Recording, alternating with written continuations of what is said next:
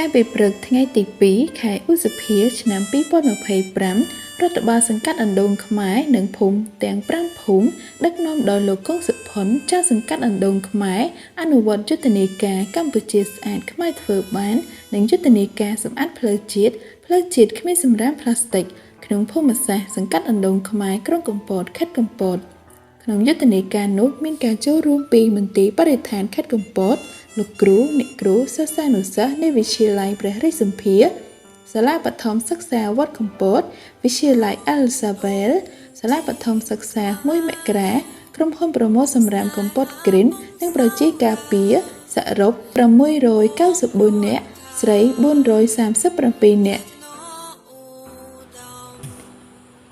ក្នុងឱកាសនោះលោកចៅសង្កាត់អណ្ដូងខ្មែរបានសម្ដែងនូវភាពសប្បាយរីករាយដោយឃើញប្រជាពលរដ្ឋរស់នៅក្នុងសង្កាត់អណ្ដូងខ្មែរបានចូលរួមកាន់តែច្រើនឡើង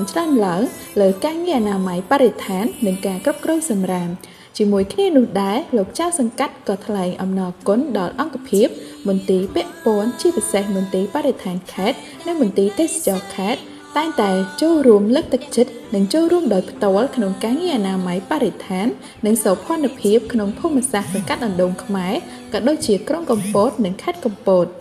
សូមបន្តការចូលរួមអនាម័យបរិស្ថានដើម្បីសោភ័ណភាពនិងសុខុមាលភាពយើងទាំងអស់គ្នា